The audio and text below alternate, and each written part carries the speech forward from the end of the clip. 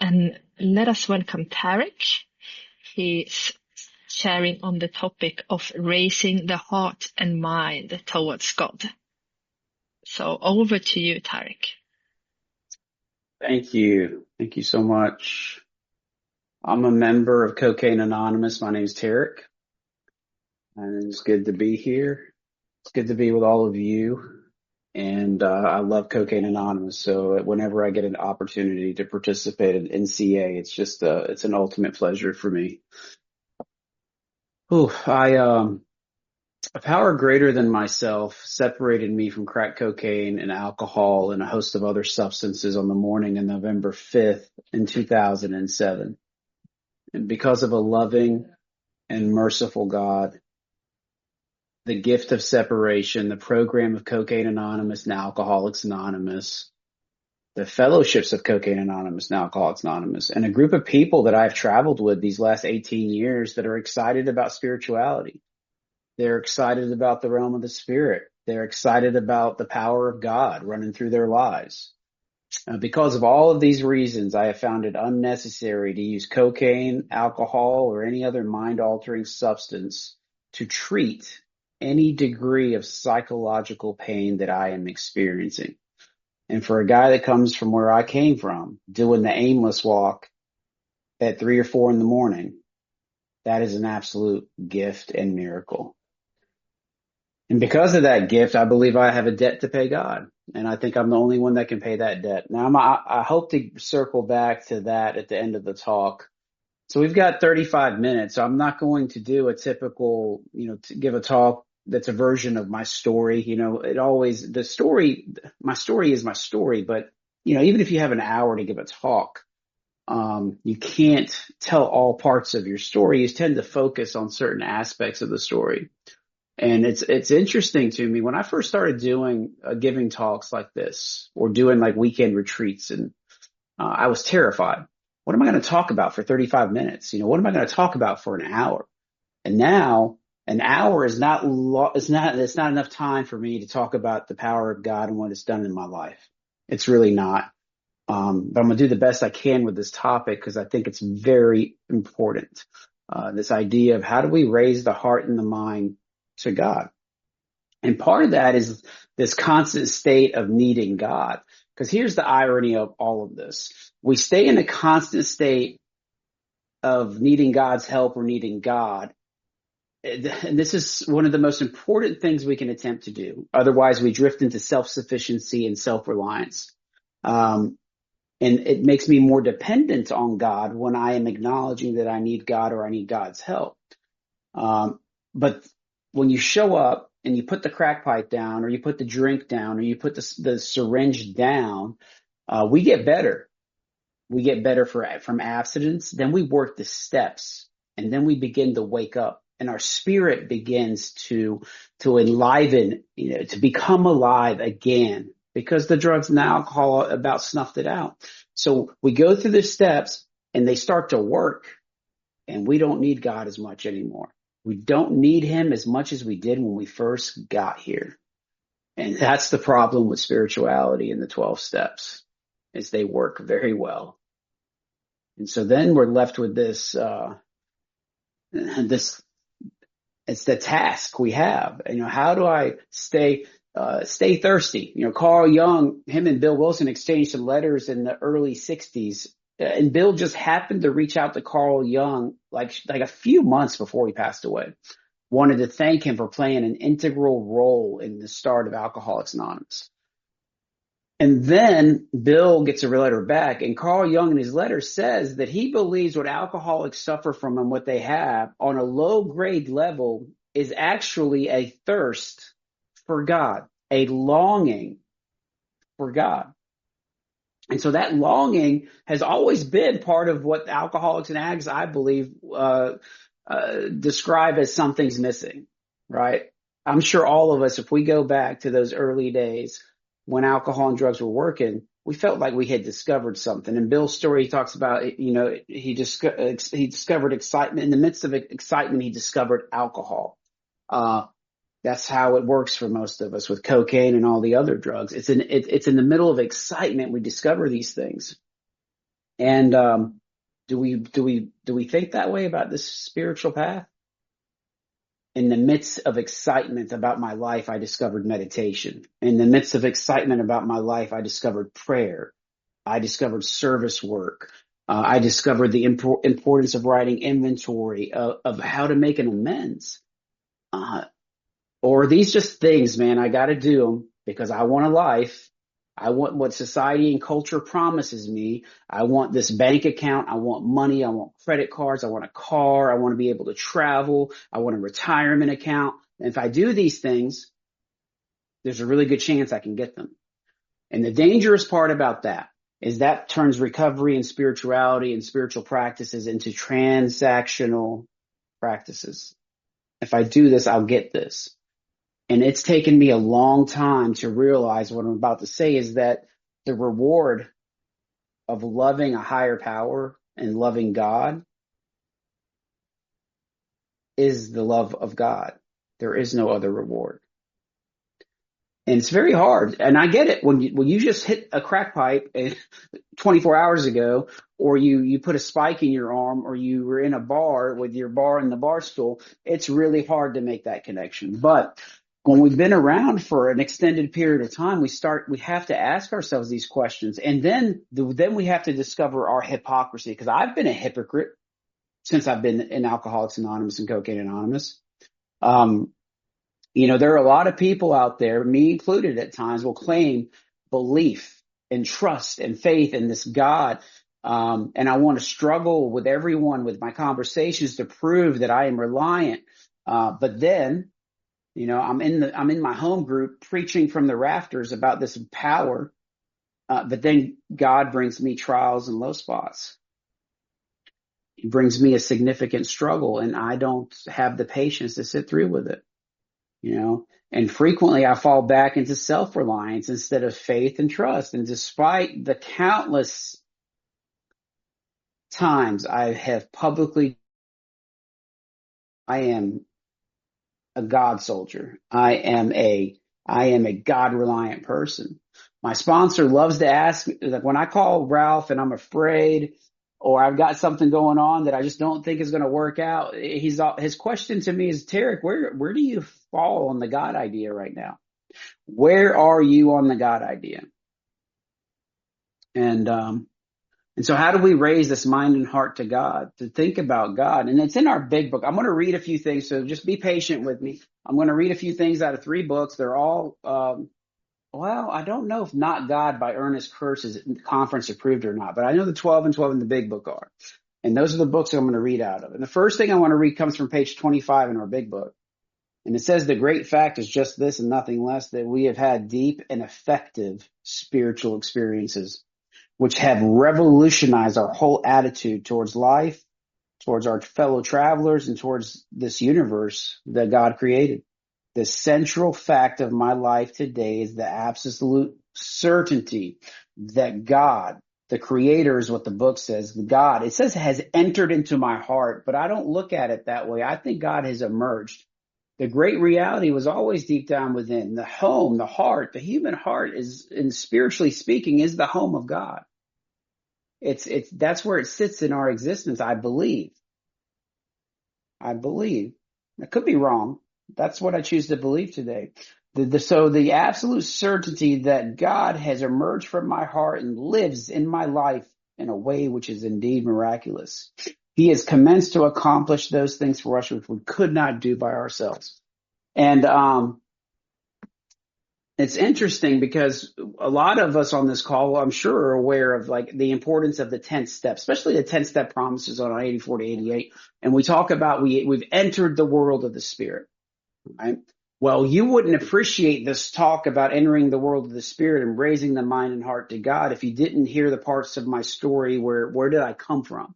And I don't have time, but I'm going to rattle off a few things because sometimes there was a part of me that believed that I was disqualified from God's grace, that I was disqualified from spirituality, that I was disqualified from building a relationship with God because of all of the things I had done as a result of my relationship with crack cocaine. And then on top of that, I was sexually abused. when I was five, 6, 7, 8 years old, somewhere in those years. I grew up in an alcoholic home that was extremely violent. I had a father that I had to pull off my mother, push him away from my grandmother, and then I was forced to beat him up when I was in high school. Okay. And I grew up in that alcoholic home. Anyone that grew up in the alcoholic home knows what that's like. The flesh hitting flesh in the middle of the night, people screaming, furniture breaking, doors slamming. And then you tell yourself there, it has something to do with that stuff my dad's drinking. And then you tell yourself, what I said to myself, my dad is a piece of crap. I don't want to be anything like him. I'm not going to drink, but I'm extremely uneasy. I'm extremely dissatisfied with my life. I am discontent. I'm easily annoyed. We call that being irritable. I don't have a sense of direction. If my sponsor says he never wanted to fit in, he wanted to stand out, right? I wanted to fit in and stand out, if that makes sense. So it made for a really tumultuous internal condition. It was the breeding ground for that mental obsession to show up one day. And I discovered alcohol because what does a kid do that has all of that stuff going on? And he has that internal condition that we call spiritual separation or spiritual malady. He has it inside of him and it turns on him and it grinds him like it is a spring in his chest and it's turning and turning and turning and it demands relief. And what does that kid do? He takes a drink. He smokes a joint. And those two things open the door to everything else. And then he ends up on a journey. I started getting high when I was 14. I got sober when I was 31 years old. I lost my home. I filed bankruptcy. I was living in a hotel. I did all of the things that no man wants to admit that he did. When you live in abandoned crack houses and hotels, goofy stuff happens. Goofy stuff that men don't want to tell other men because they question their man and all that stuff. Have no problem talking about it in this setting because it does not define who I am. It was an experience that this spirit had. It was part of my journey. And I'm going to tell you right now, yesterday morning, I listened to a fifth step of a young man. Had I not had those experiences, I wouldn't have been as effective as I was yesterday morning. And that's what happens in this wonderful program that gives us an unfair advantage over the rest of the world. The rest of the world doesn't have a process to clean up and amends like I did a couple of weeks ago. The amends, I was in the process of buying a new home. I got to tell this story real quick. And my mortgage broker, I believe, dropped the ball. He made some mistakes and it cost me a lot of money. And I said some things to him that I don't want to say. I lost my temper. I called him an MF this, and you're a piece of this. And if you send me a customer survey, I would suggest you don't because I'm going to light you on fire in the survey. Don't. I just want to get this process over with. I was not the poster child for a member of Alcoholics Anonymous at this point. I was coming unglued. And thank God we have our process. Okay. Before that incident, I'd had to make 2 10-step apologies to him, 2 10-step amends. But this last one was so like, I had not lost my temper like that in probably over 5 years. Not where I'm screaming almost at somebody and calling them names and accusing them of certain things, which I had no factual evidence of other than I was being driven by fear. And I had become delusional. And so I wait over the weekend and I call him on Monday and I make the formal amends. And it was a great conversation, right? But the night that I had the incident, I called my stepdad. He was really my father, but I called my father and I told him what was going on. And I was so embarrassed that I was going to need his help to dig myself out of this situation because of some rental properties and stuff. I hadn't done anything wrong. But because my name was on certain documents, it was counted against me as liability. Long story. I don't need to get into it. And I'm telling my stepdad exactly what was going on. I felt less than, and I had just ripped this guy's head off. And my stepdad's on the phone with me and he says, he's like, don't worry about it. He's like, we're going to sell one of the properties. You'll be fine. So it's not even a big deal. Don't even worry about it. You know what I wanted to say to my dad at that point? Will you be my sponsor? Because he reacted the way I want to react. He was grounded. He was patient. It was almost like he embodied this idea of letting go. Now, was he raising his heart and mind to God? I don't know. I don't think it was like that for him. But he is one of the most spiritual people I know. In his religion and his tradition, he prays 5 times a day. But he's one of the most open-minded people I've ever met. I give him Christian books, Hindu books, Buddhist books. I love all of it, and he's willing to talk about it with me. Here's a man that has something that I want. It's my own father, and he's able to respond in a way that 18 years of disciplined prayer and meditation, 18 years of self-examination, 18 years of writing inventory, 18 years of disclosing intimate details in my life. This is the reason why I must have some type of idea that in my life, it's important that I raise my heart and mind to God as often as possible. It's only God's presence and grace and mercy that the next time allows me not to lose my temper. And I was talking to my sponsor and I said, Ralph, here's what happened. And I felt like an alien had invaded my body. And I just felt so like guilty about what I said to this guy. And Ralph's like, this is great news, Tarek. This is great news. The fact that a guy that comes from where you come from has gone 5 years and not lost their temper like that, that is a great gift. But I am so hard on myself. I don't have the ability to be gentle. And being gentle, I think, has a lot to do with actual strength. And this is why it's so important for me to raise my heart and my mind to God as often as I can. And I really think that's part of the 10th step. I really think it's part of the 10th step. Now, my devotion in the 11th step is so important. But another thing my sponsor says is that ultimately, the numbers fall off the steps. And it's almost as if the 10th step, the 11th step, the 6th step, the 7th step, and the 3rd step exist at the same time now. They're all there for us. And I think they have something to do with raising the heart and mind towards God. I want to read something out of the 12 and 12. I'll get it up with this first and then go over to Nope, that new thing. nope. Somebody was excited. Let's see here. This is page 98 from step 11, but it references step 10 in my opinion. It says, and Young will love this paragraph. There is a direct linkage among self-examination and meditation and prayer.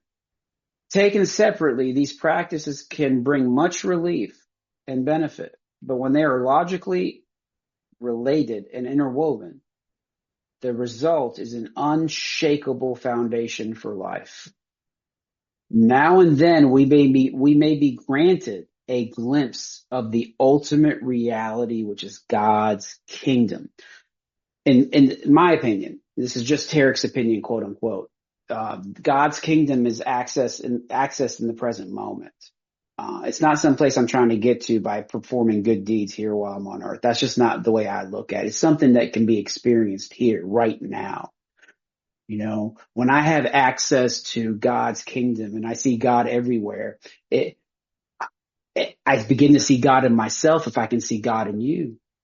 If I become okay with my imperfections, I can become okay with your imperfections, and I can be in a constant state of letting go. I think that has a lot to do with God's kingdom. And it's interesting because when I am in that state of letting go, I think it has everything to do with the heart and mind being raised to God, because in letting go, you're accessing the present moment. To me, it's an understanding that I am living in the unfolding of God's will in this moment. Does that mean I can exist in that space all the time? I can't, because I'm in spiritual warfare. The enemy is coming for me. That enemy is the human ego. Each of us has it.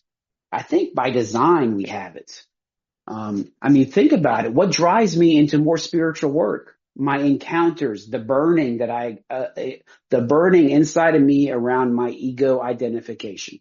There's certain aspects of my personality and the circumstances of my life that my ego fixates on.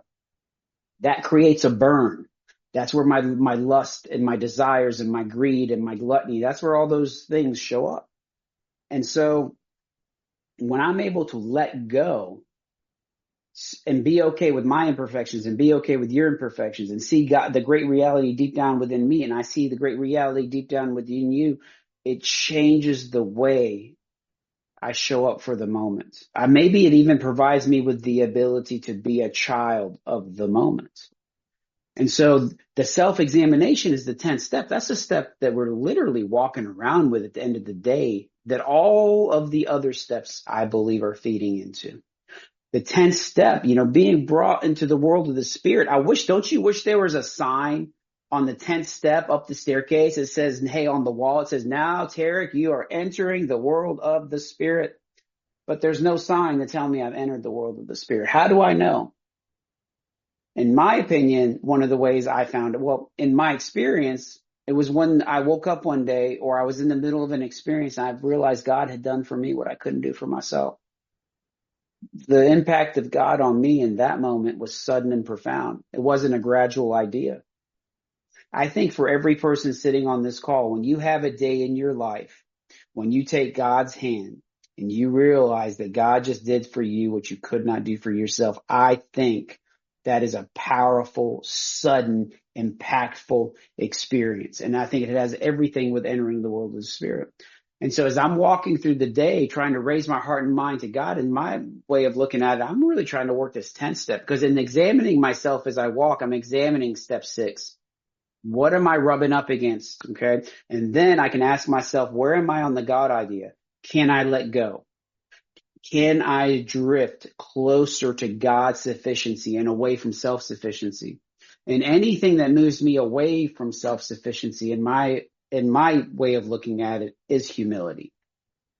And that ultimately is what we're looking for here. And it's taken me a long time, most of those 18 years, to wake up to this. I do want to read a little bit more. It says, still on page 11, step 11, page 102. Now, what of prayer? Prayer is the raising of the heart and mind to God. And in this sense, it includes meditation. How may we go about it? How does it fit in with meditation? Prayer, as commonly understood, is a petition to God.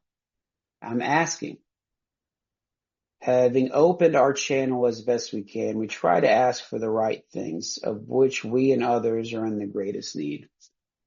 So I don't spend a lot of time petitioning God for specific outcomes in my life, unless at the tail end of it, I'll say, if it is your will, God, if it is your will. But I really like to thank God, because by God's grace, I've been given a lot of gifts in this life. Does that mean I haven't had trials and low spots? No, I've had great trials and low spots in my sobriety. I was going through one here recently, and I don't have enough time. It'll take up the rest of the talk if I bring it up now. But yes, I have been in a valley, and I'm sort of going back up to the peak now, I think. And we talk about raising the heart and mind of God with prayer. So one of the things I've practice is these questions that I ask myself in the morning. Because let's go back to the 11th step. How do I ground myself into this practice that is devotion, that is reverence towards a power? Reverence towards a power that I do not comprehend and I do not understand. And sometimes in this world we see I do believe God is everything. And I do believe God is like this organism that just creates and creates. And it's just this source of infinite potential, infinite possibilities. Therefore, because of its infinite nature, we get bombings in Dubai and Abu Dhabi. Therefore, we get bombings in Iran. Therefore, we get murder, and therefore we get rape, and therefore we get child molestation. We get all of these things, unfortunately. Because in the realm of God, the unseen realm, those things don't have labels. They're just potential possibilities. But I see them, like me being molested by a family member for 3 years. How is that part of God? And I had to rewrite the story. This is the beautiful thing about Alcoholics Anonymous. This is what gives us an unfair advantage over the rest of the world. We get to rewrite our history. We get to revisit the past and frame it in a new way and give it purpose. You know, when I listen to countless footsteps from men who have had the same traumatic experience, I begin to see that this happened for a specific reason. It gives me now the ability to help when no one else can. It takes some of my greatest liabilities, growing up in an alcoholic home, being molested, being a drug addict, being an alcoholic. It takes some of my greatest liabilities and turns them into assets. And that's a gift. You know, Mark Twain says there's two incredible days in a human being's life. The day he's born or she is born, and the day we find out why we were born. Alcoholics Anonymous provided me with a way to find out why I was born. Cocaine Anonymous did it too. Yesterday's fifth step solidified it. And that's why I think carrying the message is such an important part, if not the most important part of what we do. It's the jewel of our program. And, you know what? I mean, I just think about all of the events that had to transpire in order for Alcoholics Anonymous, for us to be on this call in 2026, March 1st, 2026, 90 years, almost 91 years later. I mean, Alcoholics Anonymous could not have been born at any other time other than the Great Depression. The Great Depression had decimated the ego. It had stripped people of their material possessions. People didn't have jobs. People had all the free time in the world. And there were all these spiritual movements. Emmett Fox was a big deal. I think Krishnamurti might have been around at that time. You know, Science of the Mind movement, Emerson, Thoreau. You've got all of these great philosophers out there during this period of time whose works are being devoured because everybody has time. Alcoholics Anonymous needed that time in the middle of their depression.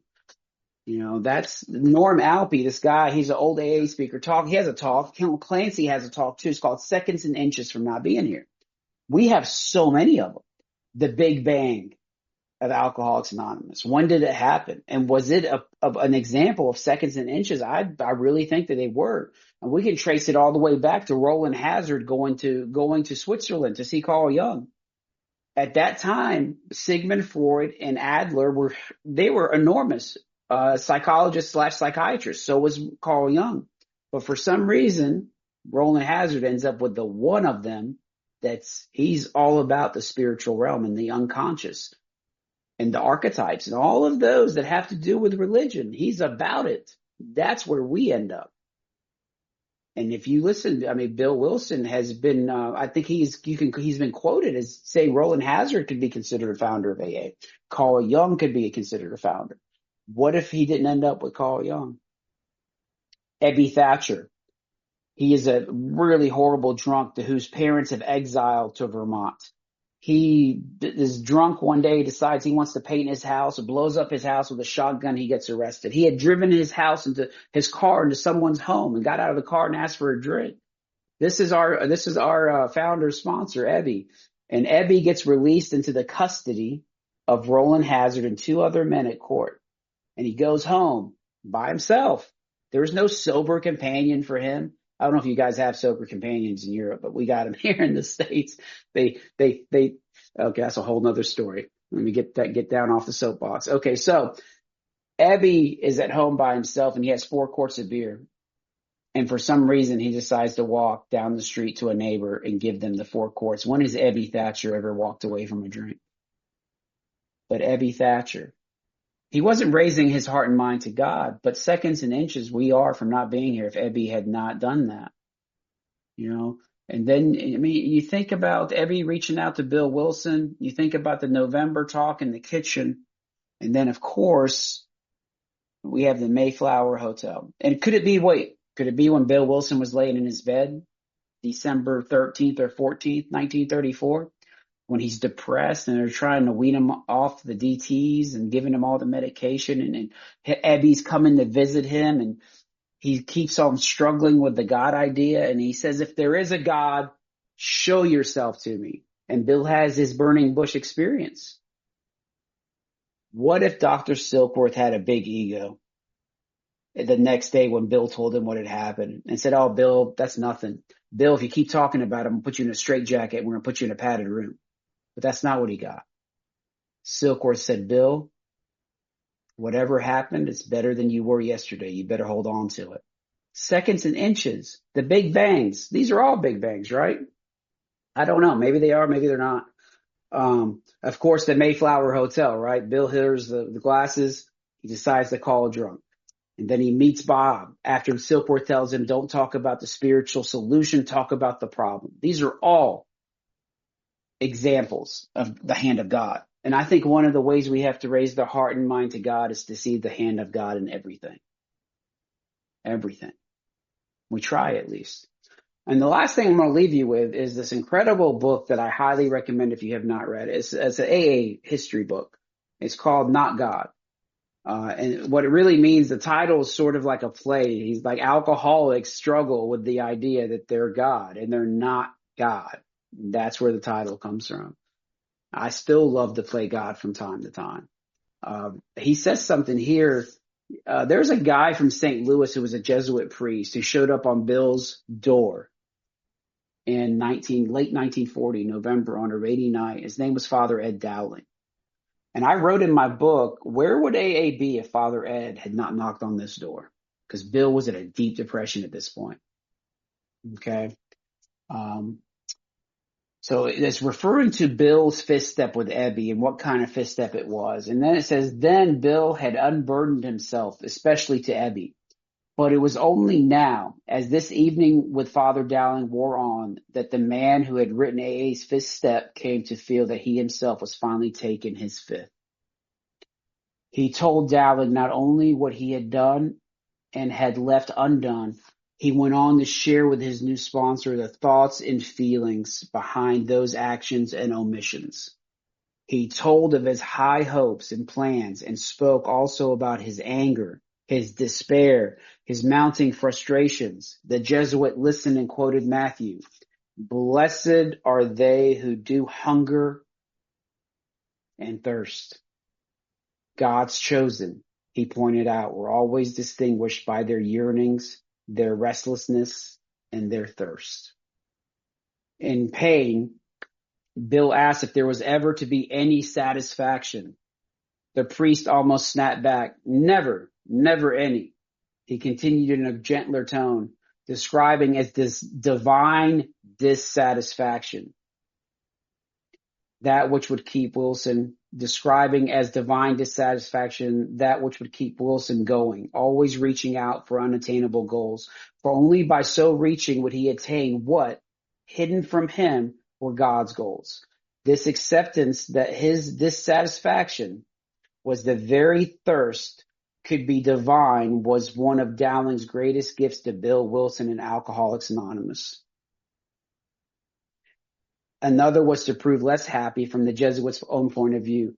Bill spoke of his own difficulties in prayer and his continued problem in conveying the meaning of his spiritual experience to other alcoholics.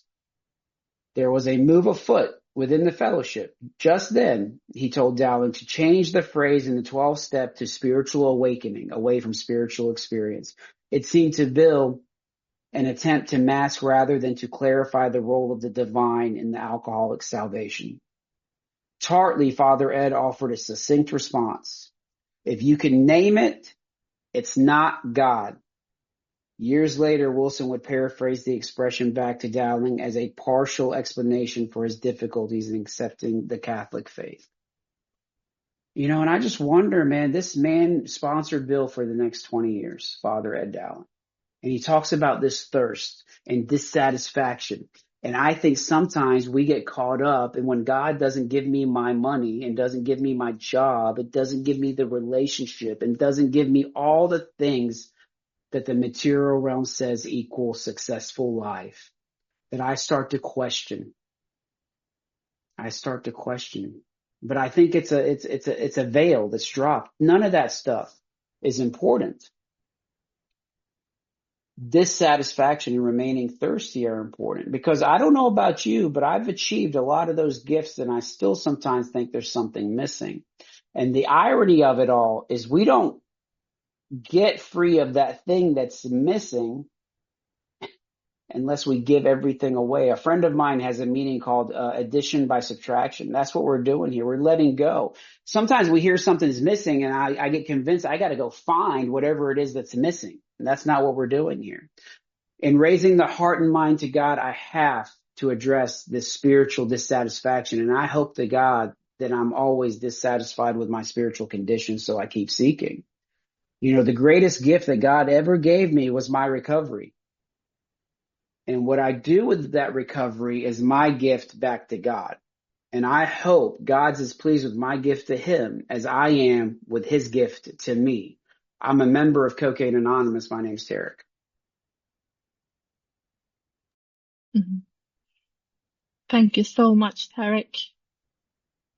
It is now time to open up for Q&A. So please raise your hand if you would like to come in with a question.